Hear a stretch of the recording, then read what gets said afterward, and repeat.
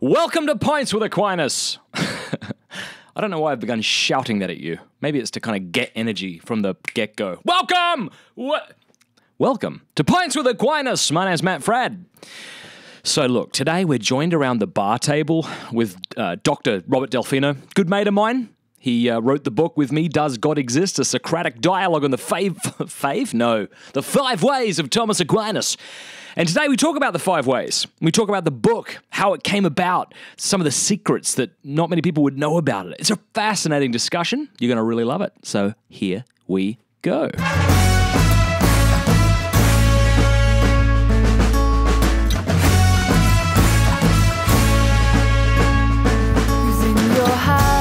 So, many of you don't know this. If you've got the book, if you've read the book, it's getting a lot of great reviews on Amazon. Thank you so much to all of you who have reviewed it.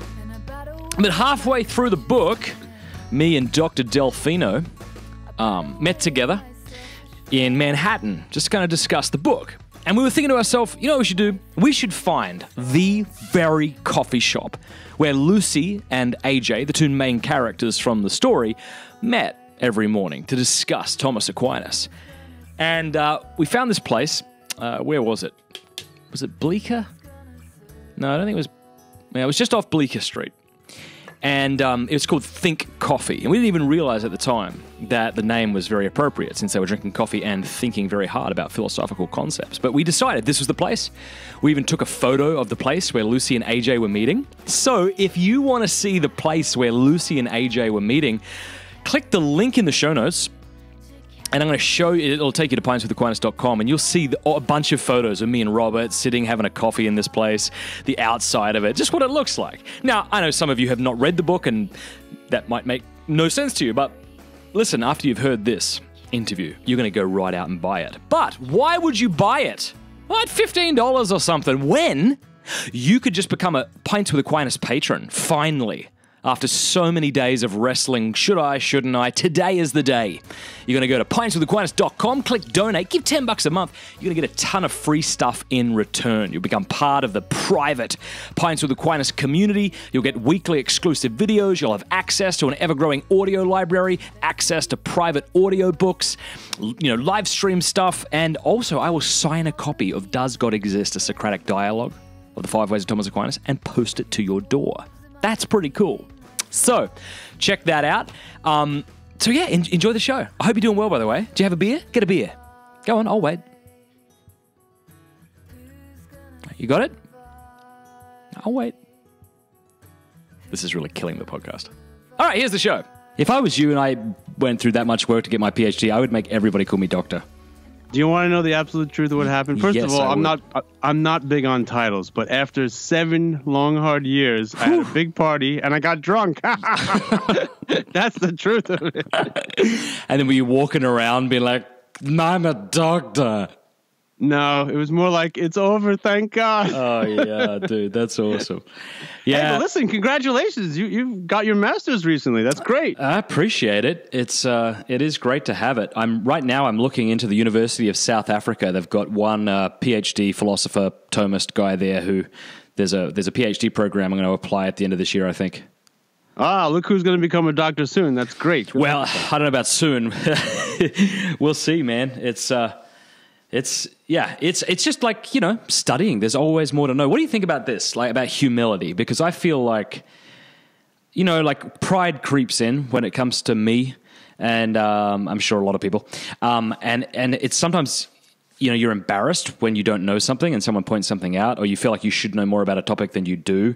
But I mean, when you sit back and think about it, like being interested in these deep questions, you should be constantly flabbergasted, Yeah, no, I agree. I don't know. Maybe I'll speak for a few people out there who had similar experiences. But, I find a lot of people in the high school age and maybe in undergraduate college tend to be a little arrogant and cocky. At times I was like that. But when I hit grad school, man, it's tough stuff. It's humbling. And in grad school, I just kind of said to myself, wow, man, there's so many professors I've met who are just brilliant that I'm not in their league. So I just adopted humility as like the default, and also this is my only option. You know? Yeah, so important. What's that saying? The more you know you don't know. And so, like, before you have a BA, you think, oh my gosh, I'm going to have a university degree. But then you get that, you're like, okay. And then you think the same thing about masters. But then, as you say, you begin associating with people who know so much more than you, so that it's either humility or you have to have this uptight arrogance all the time where you got to keep defending I got to tell one of those standard, PhD type jokes. You know, the thing is that they say that as you go for your PhD, you're supposed to narrow down your field and you're supposed to specialize in a certain topic. Yeah. And then the joke is that over time you become to know more and more about less and less until you know everything about nothing. That is awesome. I love it. That's interesting. Well, I don't think it's really true. I think we both know something, not nothing. Yeah. Well, the reason we're doing this interview is to chat about our book, and this interview will be going out to all of those wonderful people who have read our book and have posted it online in some way or reviewed it or something. So big thanks in advance to all of you who have read our book and have shared it. How did you feel getting the book in the mail? To me, it's kind of like getting a kid seeing your baby for the first time. Well, my wife would kill me if I said that. Okay. No, but I really did enjoy it. It came out beautifully, and what really made me happy is last time I checked, there were like 9 5-star reviews on Amazon. So I'm very pleased. That's what I was hoping, that you and I think we did this pretty well, would be able to connect with people, and I think we did. Yeah, I hope so. You know, I've heard somebody once said to me, a book is never completed, it's only abandoned.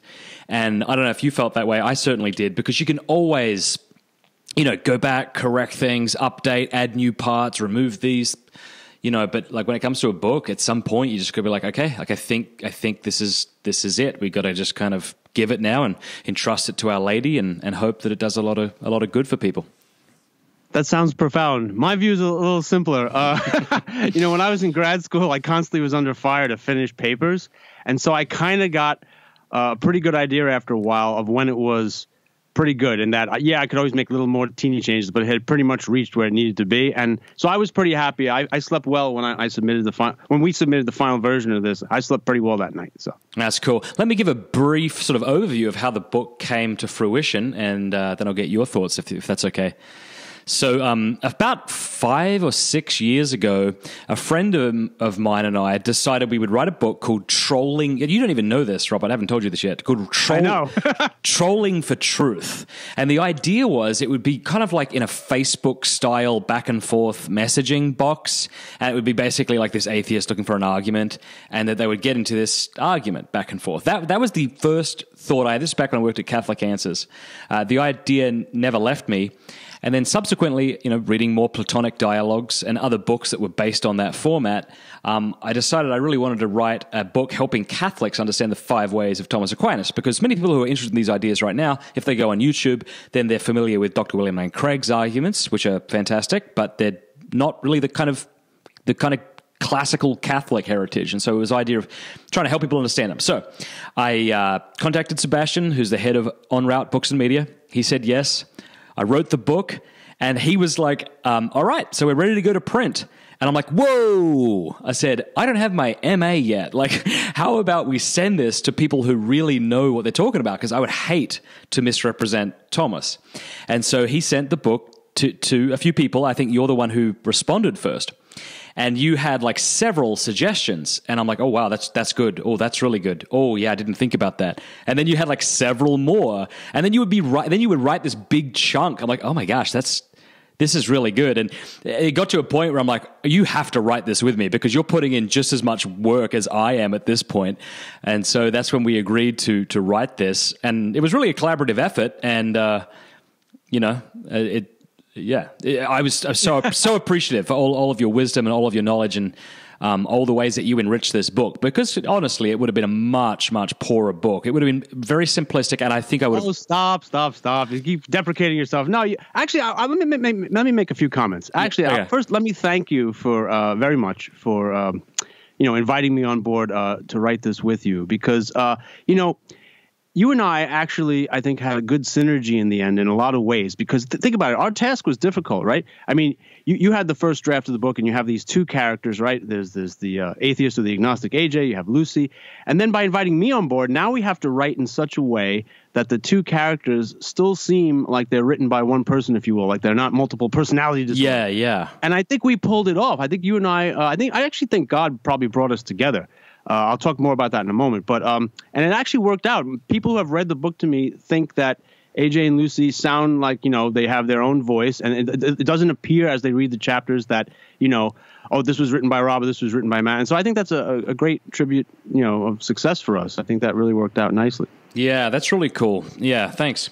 Yeah, and let me give you a little background story, if I may, please, about where I came from all this. So, it's funny because before I met you, quite a few years ago, I sometimes used to write short dialogues. And when I say short, I mean like 2 pages for my students in my classes. And I would make it like a writing assignment. I would give them a dialogue with 2 people who are disagreeing. And I would ask the students to, which person do you agree with more? Like, which argument do you like better? And then explain why.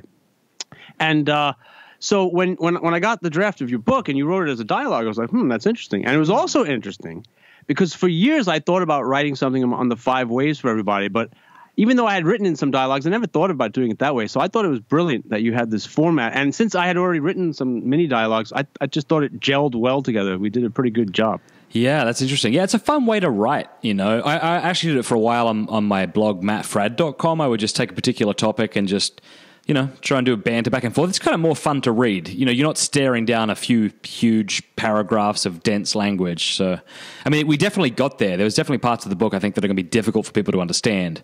But in that platonic back and forth, I think makes it a lot more interesting.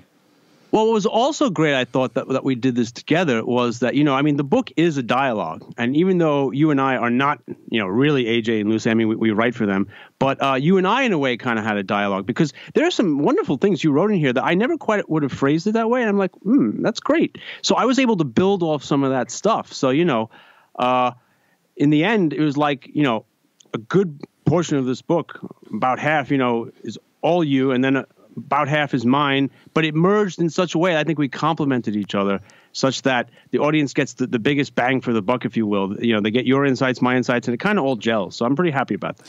Yeah. Now, a bit on the names, obviously AJ and Lucy. And from the get-go, the reason, quite honestly, that I wanted Lucy to be the Christian, and now this sounds manipulative, and maybe it is that people are usually more sympathetic to a female character, right? So like, there's no feminism, huh? None of that, huh? No, it had nothing to do with that. Well, yeah, because I mean, here's the thing: like, if let's say it was the other way around, I think people would have, like, if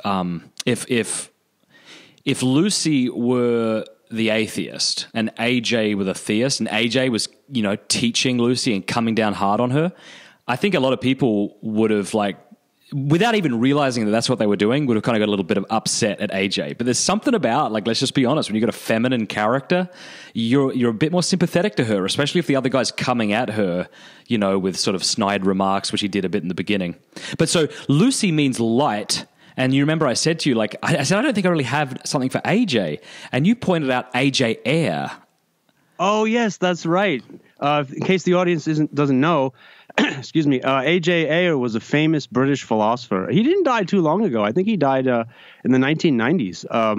And he was a famous atheist, and so that kind of works, actually. And he had a near-death experience that threw into doubt his atheism, even though he remained an atheist. That's my understanding. Yeah, right. No, I think that's correct. I'm not an expert on exactly what happened, but apparently I think he had to be hospitalized, and he lost consciousness, and he saw this glowing being. I think it might have been glowing red or something, and it spoke to him.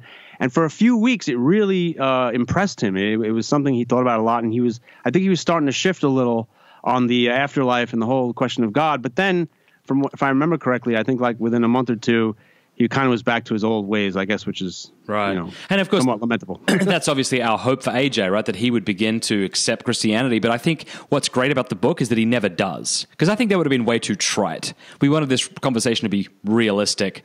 But I want you to share with the listeners, Robert, how you thought we should complete the dialogue. You know, I love how you did this. This was all your idea. Oh, the ending?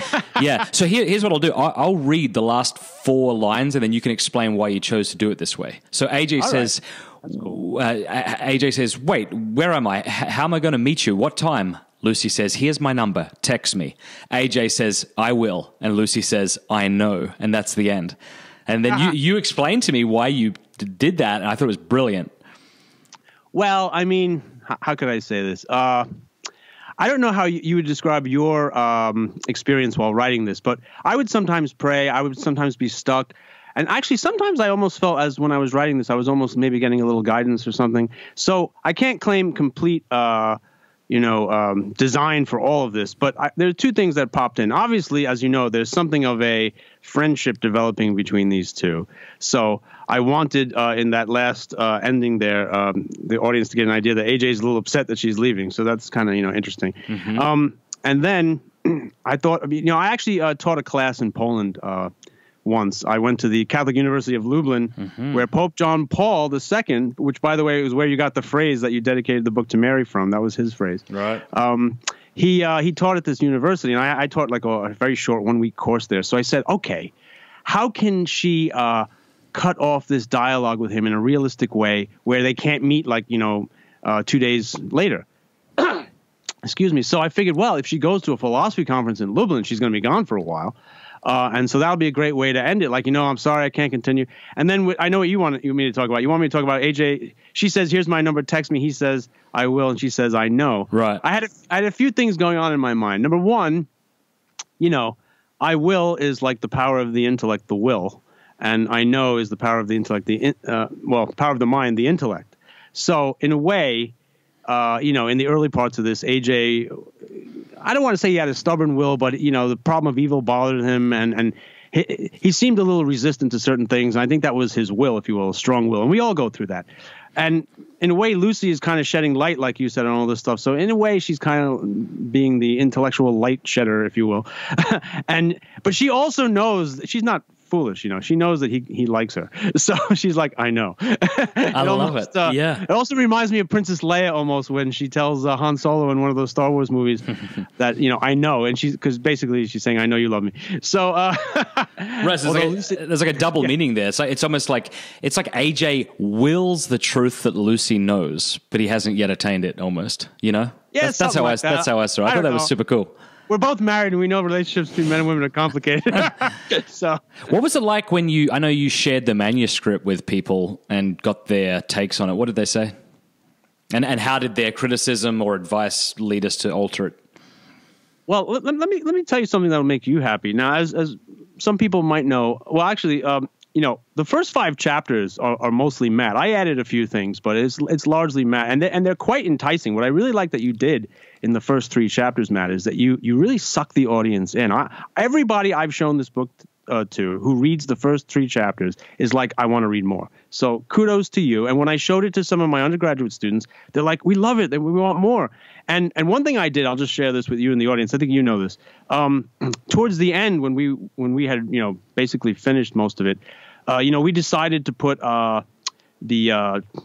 chapter 10 with the philosophical terms and concepts at the end of the book. I decided to let a high school teacher who doesn't even know philosophy, I mean, she knows a little bit, but she's English teacher.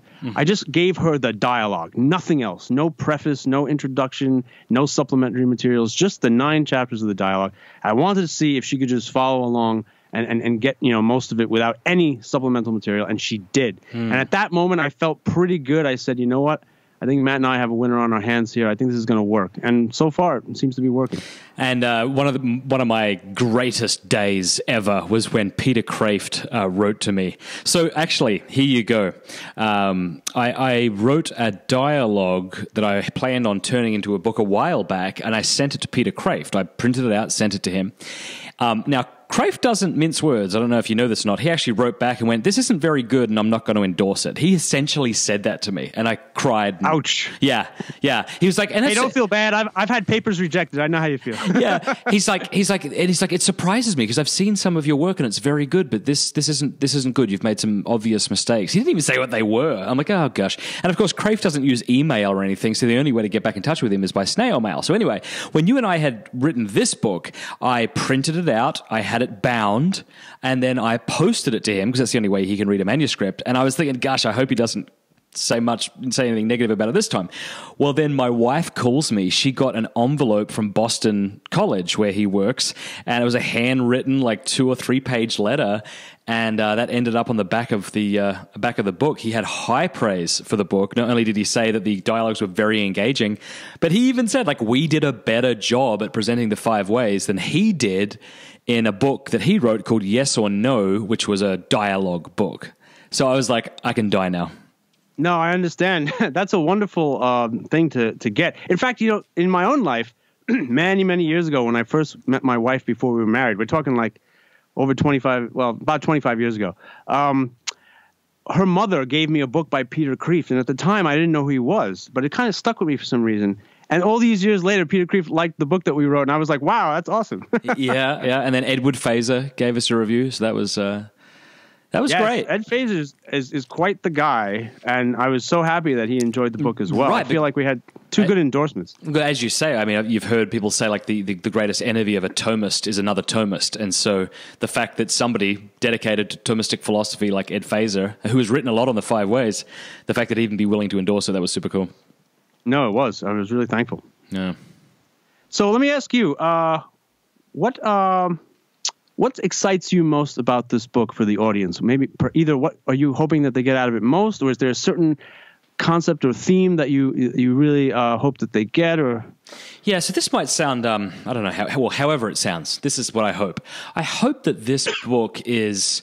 I hope it sparks an interest in sort of Thomas's arguments, because as I said earlier, I think there's a lot of people today who are interested in arguing the existence of God, and that has been sparked by the new atheism, which isn't that new anymore, but was pretty new several years ago, right?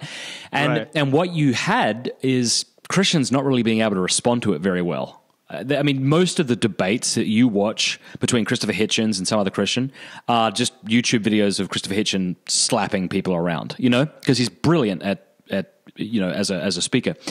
I think rhetorically rhetorically. Yeah, his arguments I thought were hopeless. I mean, it was just a big diatribe against religion. He didn't have any good philosophical arguments, I don't think. And that came through when he debated William Lane Craig. But my point is, if people are interested in these discussions, they usually go online, have a look around, and maybe they familiarize themselves with Craig's arguments, which are great. But I'm so happy, and hopefully we can contribute to helping Catholics understand these different arguments that are really quite different to Craig's, and ones which I think a lot of people wish they could understand but don't really, No, absolutely. I definitely think that's probably the primary focus of the book. That's what I'm excited about. That's what okay. No, that's great. In fact, it's so awesome that you got that response from Peter Kreeft. There's a priest I met once, a wonderful man, Father Norris Clark. I talk about him in the afterword a little bit. And even though he was a wonderful Thomist, he loved Thomas, and he was great. He's written many books, but he did say one time that he thought that the 5 ways were too condensed and too short, and it takes too much effort and trouble to get a modern audience to understand them. I wish he hadn't have passed away about I think it's 5 or 8 years ago, because I would love for him to have read this and see what he thought. I would have given him a little friendly ribbon and say, so is it still too hard to explain these to a general audience? What do you think the hardest thing is to understand about Aquinas' 5 ways when modern people pick them up and read them, other than the fact that there's summaries and aren't meant to be read in isolation?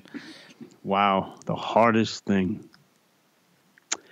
Well, let me make 2 comments. The first is, I have to be honest, I know this is going to sound crazy, but our civilization, or at least America in particular, doesn't really stress teaching logic. When I went through high school, I never had a course in logic. I mean, they did a little bit of logical stuff in math. That's about it. And even in my university and most universities, they don't require logic. And I really don't even think people can appreciate the structures of the argument if they don't know some logic. So that's already like a barrier, if you will. And then there's the terminology and Right. on trying to understand things in the way he understood them 700 years ago, because we talk about causation nowadays, but we don't mean it like he did with the four causes of Aristotle. So there's a lot of background stuff you need to know, and I think we try to explain it as we went along, which is the way to do it. Yeah. What's your favorite of the 5 ways?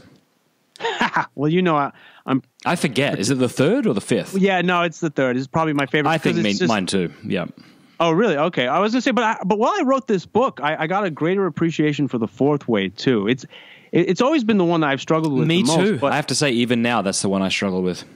but that chapter in particular, chapter 8, which I mostly worked from scratch. I'm pretty of all the ones I had a big hand in writing. Pretty much chapters 6 on, I had a big hand in writing. I'm pretty most proud of the way the fourth way in chapter 8 came out. I kept working at it because I wanted this book. One thing I think our book achieves, and we both have a hand in this, is we actually go over all the 5 ways well. Like some books don't treat one of the 5 ways or 2 of the 5 ways that well or as in depth, but we went through all 5 of them fairly in depth, and I think we captured their correct understandings, which, believe me, is a big achievement, because some books have like 2 of them right and then 2 of them wrong.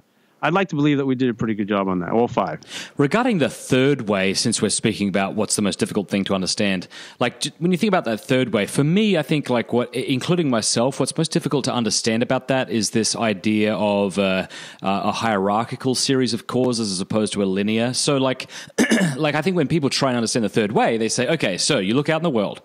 There are things that don't have to exist, but they do exist. So they need an explanation for why they exist. And the only explanation they can have is something outside of themselves.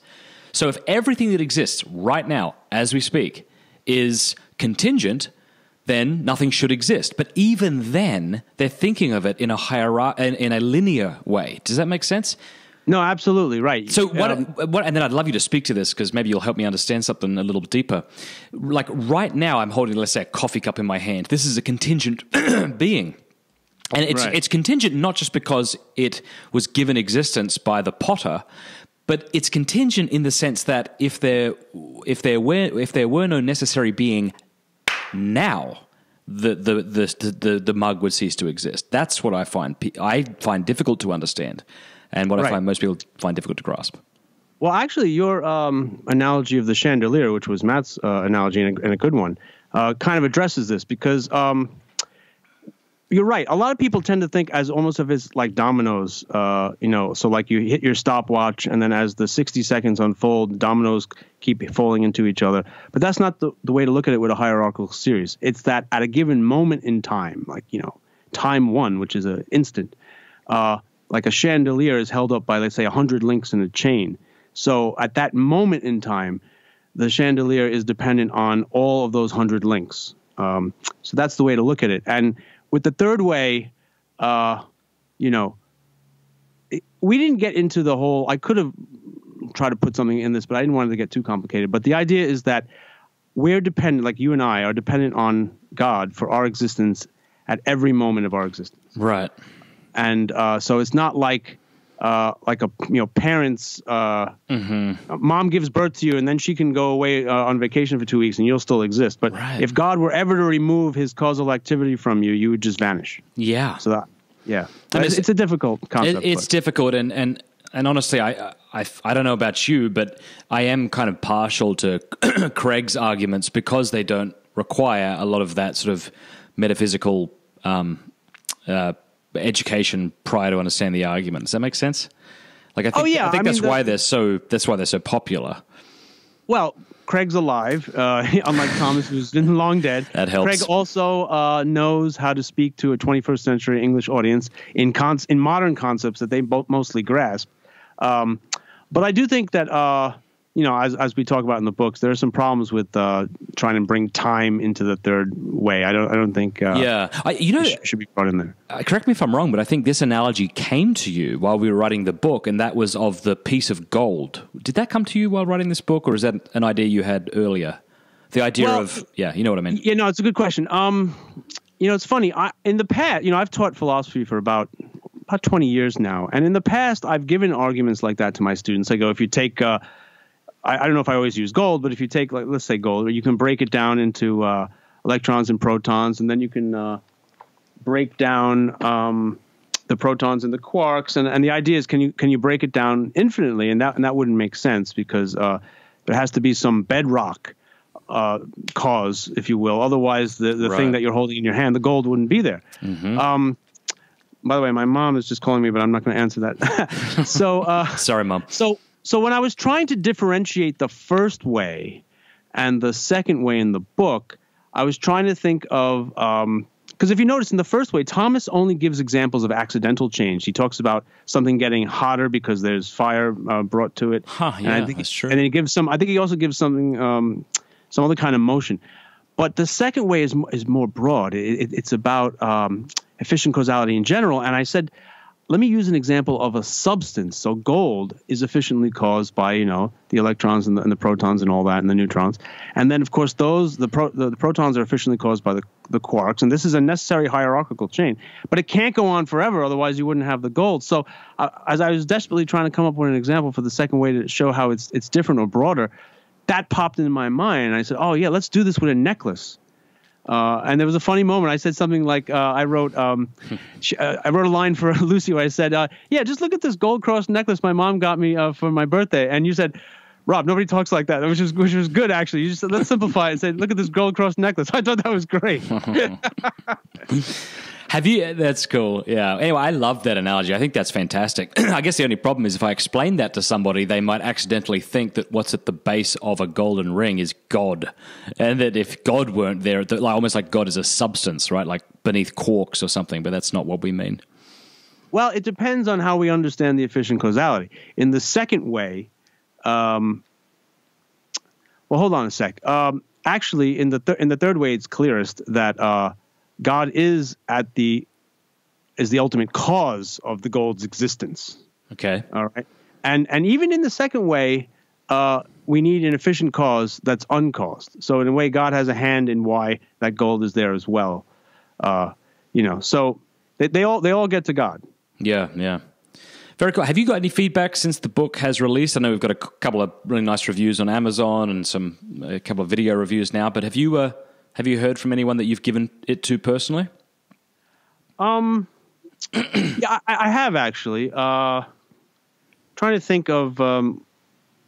Wow. There's some massive thunder here. I don't know if you. Probably wow. In Georgia, you have some nice weather, but we're having a big nor'easter snowstorm. in New York. I woke up this morning. It was snowing. I couldn't believe it. Not much, but just a little bit. Okay, well, if you cut out, I'll know why. 8 inches, I think. No, I think we'll be okay because we have some really good internet up here. Anyway, well, let's just put it this way. I gave someone who babysits for us. I gave her a copy of the book, and she gave it to her husband, who is one of the heroes of 9/11 here in New York. He wow. One of those first responders, yeah. And he's not really into philosophy, just not something he got into, but he read it and he loved it. And I'm hoping he's going to post, if he wants, post a review of it on Amazon. So that was interesting. I'm finding that people who really have no philosophical training are connecting with it. So I really think that's a great tribute to you and I as far as, writing it. Yeah, that's cool. Yeah, I've actually bought 300 copies of my book. No, that's good. Because it's also a big chunk of change. It is, unfortunately. But I'm giving them to people who are supporting Pints with Aquinas on Patreon. But I'm also kind of getting some hardback covers to give to family members. I have some atheist family members and stuff.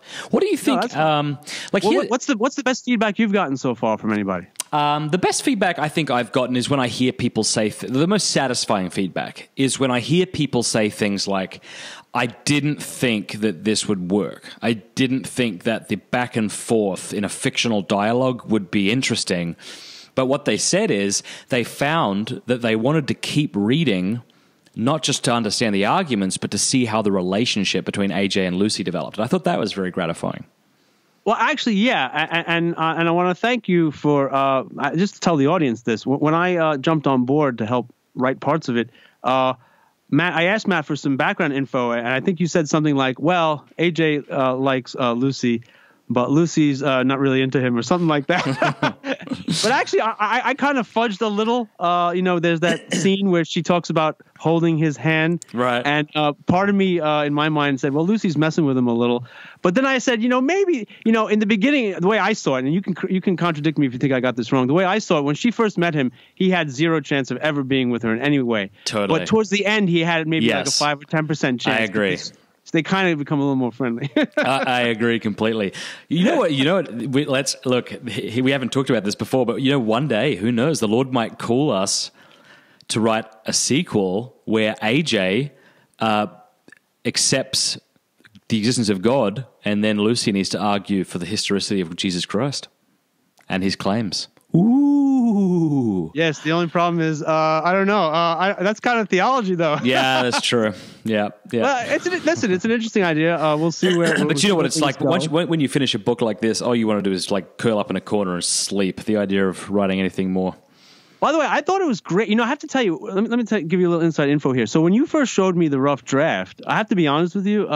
At first, there was a part of me that wanted AJ to say to her, yeah, you're right. Maybe I misconceived that. But I think you're absolutely right. It was better that you wrote it more realistically, that he doesn't really, change his total mind. But what I did like, and I think this was also part of your design, and I kind of went with it too, is what I think is nice about this dialogue is they actually model how a civil conversation should be. I mean, I work in a university, and let me tell you, things have not been good over the last since about 2014. I mean, there are protests, there are people screaming at each other, They give each other the middle finger. They don't want to talk. They just call each other fascists, and they throw things and hit each other. It's terrible. And what I really like about this book, and I've told some of my students about it, is that I think you and I both tried to show, like, look, if you want to have, a good civilized dialogue, this is sort of how it is. You can't, I think we modeled it well. Are you allowed to? I had somebody tell me that their professors were not allowed to grade papers in red ink. Has it gotten that bad where you are? Not where I am. Thomas Aquinas would be he would start vomiting out of sheer disgust, I think, if he showed up at some of our universities at the infantile state things have got, where we have to pander kids and give them... Whenever I go and speak at a university, I always make a joke about their safe spaces, and it so pisses people off. Whenever I say something slightly controversial, I'm like, don't worry, I'm sure you have a safe space you can go to. Woohoo! And I always feel this there's almost like an audible depression in the room that everybody feels. I'm like, I shouldn't have said that, but that was kind of funny. Well, more power to you, but you got to be careful. Some of these students might charge you one day. I hope you know some martial arts or something. Oh, no, I'm not like you. You're the karate guy. Well, I'm not that good, but at least I've been studying it for enough years where if I had to defend myself, it'd be like, all right, it's not just the intellectual arguments. Here comes the fist. Yeah, well, good for you. I feel like if somebody ever did that to me while I was speaking, because it's happened to friends of mine, I think I would do one or two things. One, I would invite everybody in the room who isn't protesting to take out their phone and record these people. I would say, take out your phone. I want documented evidence that these people are being idiots and are shutting down free speech because they don't know how to argue. And if there was a blackboard behind me, I would write idiots with an arrow pointing towards them. Those are the two things I would suggest that people do. That's a really good idea on getting the other people to record it, so that way you have video evidence for the trial. Yeah, that's more thoughtful than I would be. It's also a way to keep yourself in check, because when things like that happen, adrenaline kicks in, and you might say some stupid things, do some stupid things. But if you tell everybody, pull out your camera, what happens in that room lasts an instant, but in a way, it lasts a lot longer than that if those videos are recorded and posted online. We are totally getting off track, but anyway. I know. Let's get back to the book. Okay. By the way, I was after we wrote this book, I was trying to think of little slogans. Not quite the elevator pitch where you have 30 seconds to pitch the book, but the shortest way I could sort of talk about this book to some of my friends would be like, look, man. If you ever wanted to prove God's existence, grab some coffee in this book. It's like a starter kit for the 5 ways or something. Yeah, I think that's good. Yeah, I think I'd say something similar. I'd say, I don't know what I would say. I guess I'd say this is a way to, because what's great about it is we didn't just show the 5 ways, as our listeners know if they've read the book. We also, the beginning arguments had to do with defining terms. What is an atheist? And then we went through the two objections to God's existence that he thinks are worth addressing, which is really interesting, actually, because, as you know, a lot of his articles, they contain, like a dozen, sometimes more, objections to the position he wants to prove. But when it comes to the existence of God, he can only think of two. And really, I think these are the only two that are still said today, that, well, science has made God unnecessary, or the problem of evil. Right. Actually, let me comment on those two, if I might. The one about natural causes are sufficient to explain the universe, which is basically the science objection, is actually not the more powerful of the two. And the reason is, even if God were unnecessary, strictly speaking, that wouldn't mean that he doesn't exist. He could still exist. It just means that we wouldn't have any necessary reasons to posit him. The only objection that really, if it were true, would mean that God could not exist, at least not a good God, would be the evil objection. Because there you have, if the evil objection worked, it would be impossible for God to be good, because you have contradictory things which can't both exist. It can't be true that the evil objection is correct and God is also all good and all that. So the really powerful one is the evil one.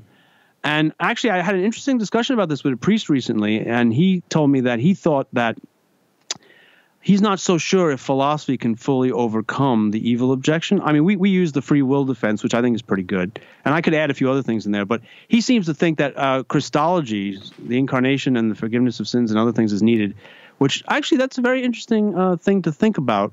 I counted to him. I said, but wait a minute, Father.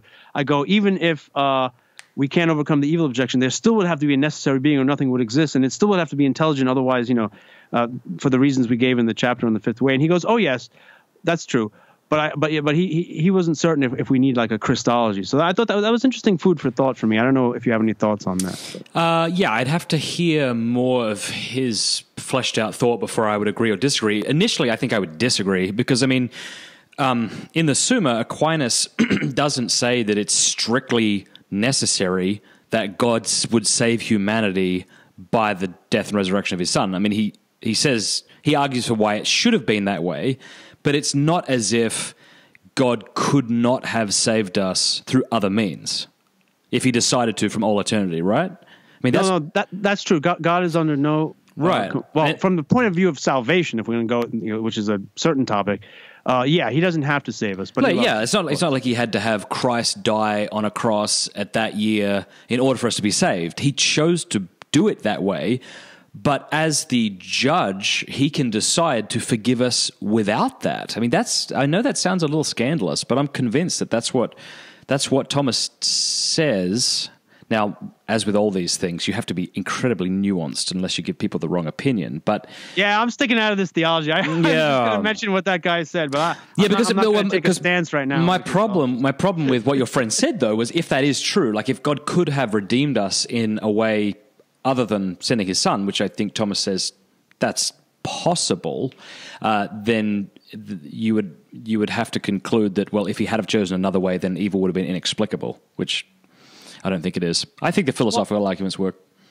Right. I don't even know, though, if salvation exactly is what the argument from evil is getting at. I think it's more about justice just for the existence of evil. But you know what? We could just sidestep. No, that's true. But wasn't your friend saying that apart from Christ, you can't come up with a rejoinder to the problem of evil? No, that's true.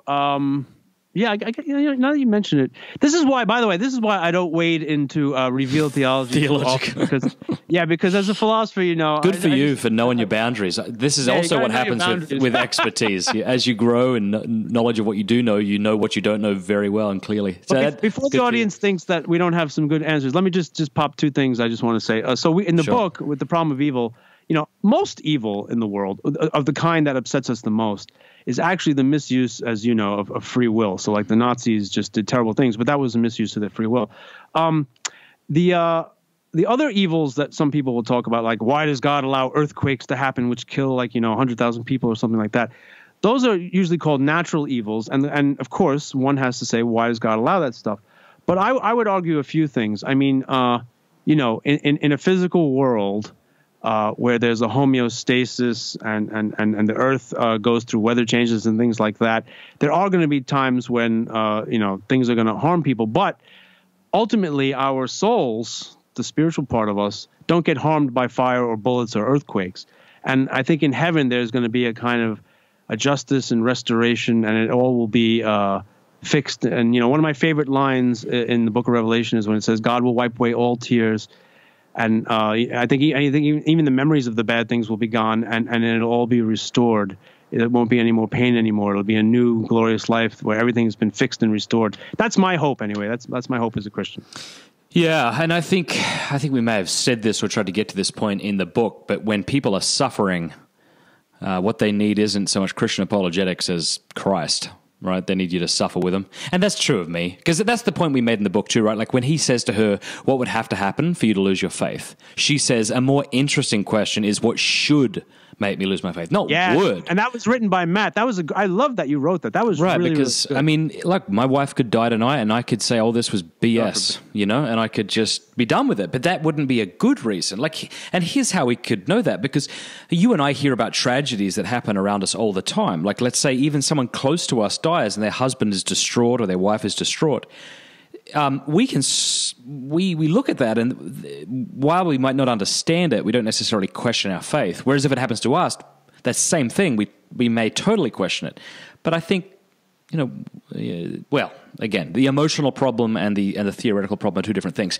To your point, I like what you just said there, where people are usually more concerned with the moral evil than the physical evil we suffer. I was just thinking. Right.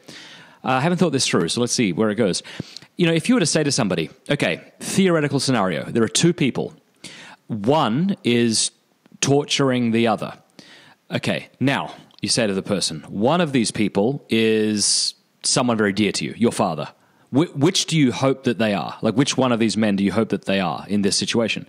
I think what people would say is, as tragic as it is, the idea of having, say, their father be tortured, we would all, I think, much rather our loved ones suffer evil than perpetuate it. Does that make sense? Like, to actually do the evil.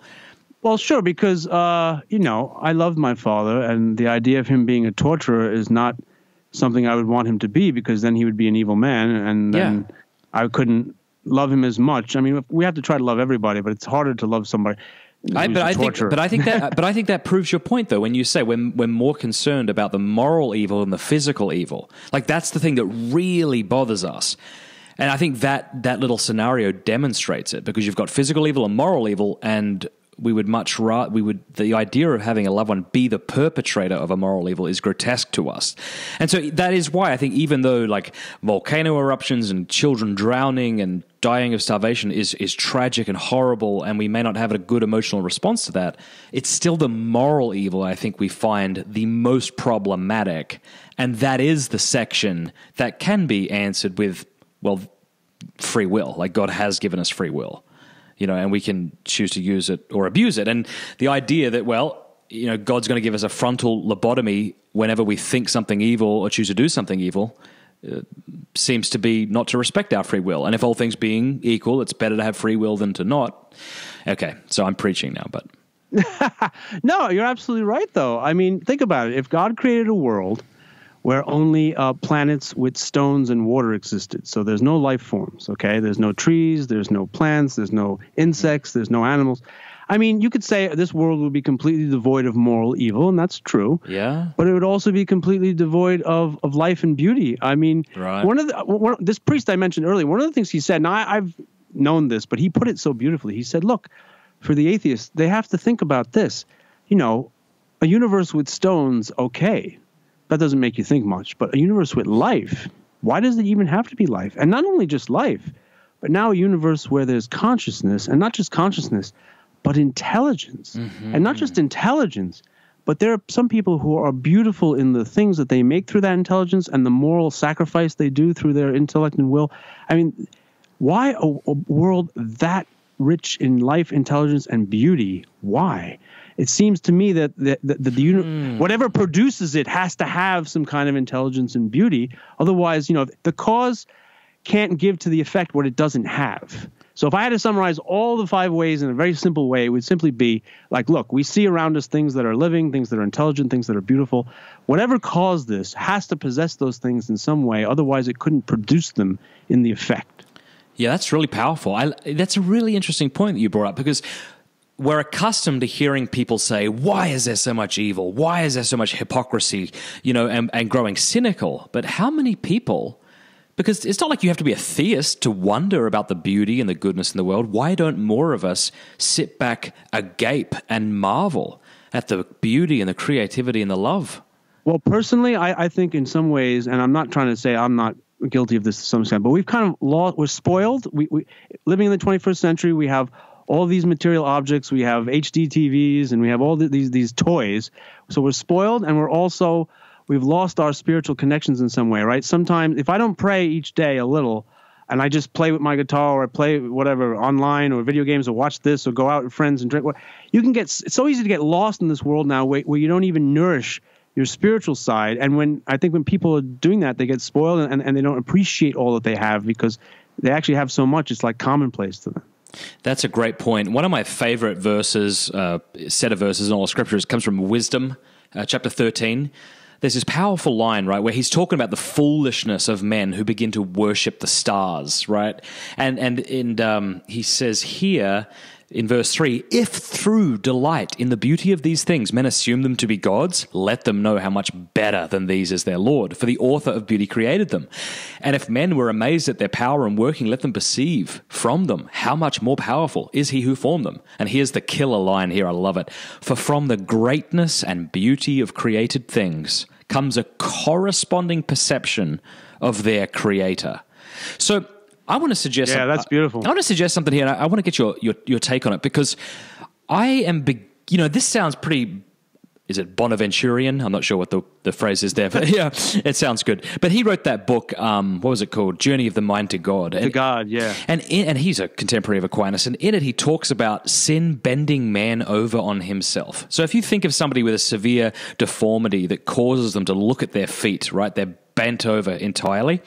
He says, Now, there are three things this person isn't doing properly. They're not seeing themselves properly, because they physically can't. They're not seeing the world properly, and they're not seeing other people properly. And he says it's the word of God that has to untwist us so that we can then perceive from the mutable the immutable. And so I want to run this by you.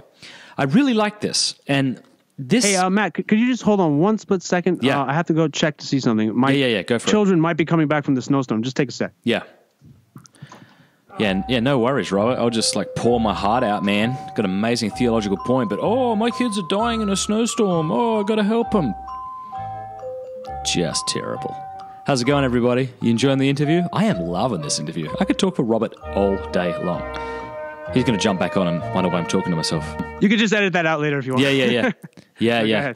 Okay, so I love that scripture verse. Bonaventure, where was I? Okay, so I want to run this by you, see what you think. It sounds very subjective, and that's why I don't think you'd hear Aquinas say something like this. But, okay, you know what it's like when you encounter someone that's very angry about something, or very jealous about something, or very insecure about something. Let's just go with that last one, someone who's very insecure. This person, maybe a friend of yours, you notice that they're taking things personally, and in a way that they shouldn't. Somebody says something, they're convinced they meant this by it, when they really didn't. Now, you, as the objective observer, are able to see this unfold and remind your friend, listen, this isn't about you. They weren't meaning that. And this other person finds it very difficult to believe you, but if they trust you, they'll try. Well, I think similarly, we could say that the worldly man has deafened himself to the voice, if you will, of God. We are gorging ourselves with entertainment, constantly distracting ourselves.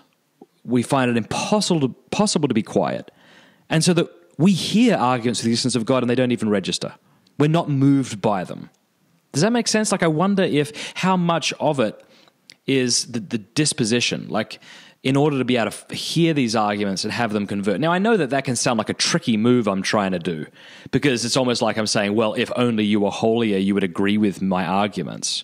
And I guess in a sense... No, I don't think that's what you're... But I guess in a sense, I am kind of saying that. I am saying, if you are worldly, completely distracted, filling your mind with junk and porn and whatever else, that you're not going to be open to these things. I think that's very Pascalian, isn't it? I mean, Well, it's also very Augustinian, St. Augustine. No, I mean, well, there's different things. I mean, it's one thing to be distracted. A person maybe who, constantly watches videos of great football catches or baseball games on YouTube all day is kind of wasting his time away, in the sense that if he's doing it for 10 hours a day, that's probably too much. But it's not something like, a person who's doing cocaine or going with hookers or something like that, morally corrupt. I mean, they both can take you from God. But I was going to say, I had something I want to say. Oh, yeah. I think what I thought initially what you were getting at was the modern world in a way. I mean, ever since the Enlightenment, there's been this stress on the individual and individual rights. And Immanuel Kant talks about autonomy. And he even says that, we shouldn't follow a moral law from anybody else. He talks about inventing the moral law on your own and doing it on your own, and everything's on your own. But I think that's where I kind of understood you to be saying that, look, it can't just be what we want all the time. In order to open your heart to God, you have to sometimes, it's thy will be done. It can't always be the human's will be done. That's how I would say it. So I think you're right. I think you've hit the pulse of one of the big problems. Yeah. What's funny? We talked about the different types of philosophers, and one of those camps is like the poet mystic. I feel like that's me. Like, even against my will, that's me. Like, so I go through these arguments for God's existence through Aquinas, and that very much stimulates the intellect, and it convicts me in my relationship with Christ. But when I read Augustine, when I read Pascal, even when I read Plato, there's something in the language of those men that stirs me in a way that Well, this was another great reason why I think you and I together worked on this, because, intellect and will are the big two things. And some of the moving lines I also that you wrote that moved me also deal with that kind of will stuff, and some of the objections to evil. You're like, what should make me do it? Beautiful stuff. And I was trying more on just, let's get these difficult abstract arguments, understandable. So I think it really worked beautifully together. We played off each other with like intellect and will, and also different traditions like Augustine and Aquinas. So I'm pretty happy. Well, I thank you. I want to say to everybody out there listening, if you haven't reviewed us on Amazon, would you please do that for us? And one of the reasons we ask you to do this is, even though we're quite convinced that this is a book that's a very good book and which will help a lot of people, we don't have a big publishing house. Like, it's not like we publish with Ignatius, right? So this book is just not going to reach the amount of people that it would have if we had a bigger publisher. And that's why we need your help. So the more reviews we get on Amazon, like, that's going to help us. People are going to see it. They're going to want to buy it. So do us a favor, buy a couple of copies, give one to your priest, tell him to tell people about it. Just help us spread the word. Like, if you believe in this book like we do, obviously if you don't, then don't tell anybody. But if you do, then help us out by spreading the word and leaving us a review on Amazon. So yes, and thanks so much, Matt, for this interview and for everything. You've been great to work with, and who knows, maybe there will be a sequel or something else between us in the future. Yep, sounds good. Any last words or? Hey, we wrapped up the interview because Robert's mum was calling, and you always have to answer mum's phone calls. But after the interview, Robert had a final word that he wanted to add, just some clarification. I thought that interview went really well, but I was upset at myself that there was one thing I thought maybe a few things, but there was something I thought I didn't explain too well. So let me clarify one of those things now. Concerning the second way and the example of the gold necklace we discussed, I want to make it clear that God is not a piece or a part of the substance gold, as, for example, a quark is or a proton is. The way to understand what is going on in the second way is that a piece of gold is composed of a hierarchical chain of subparticles, protons, quarks, etc., which are all there at a given moment in time. So the piece of gold is dependent on the protons, which are dependent on the quarks, because protons are made up of quarks. But all of these subparticles are internal. They're part of the piece of gold. Now, suppose that quarks are ultimately made up of vibrating superstrings. Then that would be the deepest part of the piece of gold. But unless superstrings are an uncaused cause, which they're not, by the way, because they're a mixture of actuality and potentiality, we still need to posit an uncaused cause responsible for the superstrings. And also ultimately responsible for why the gold exists, because if you can't account for the superstrings, you can't account for the gold. And that uncaused cause would be God. So the second way just takes us, intellectually speaking, to an uncaused cause on which the substance gold is dependent. However, in the third way, it becomes clear that this uncaused cause must have existence necessarily, through itself, per se in the Latin. And with a few more arguments, we realize that the necessary per se being must be existence itself. And so as the 5 ways unfold, our understanding of the first cause of things deepens and starts to more closely resemble the God of Christianity. All right, I feel better I got that off my chest. I hope you're enjoying the book, and God bless. All right, thanks, Robert. Thanks, everyone, for checking out Pints with Aquinas this week. Please be sure to leave us a review on iTunes. Please become a patron at pintswithaquinas.com by going there and clicking donate. Tell people about the show, and have a good week.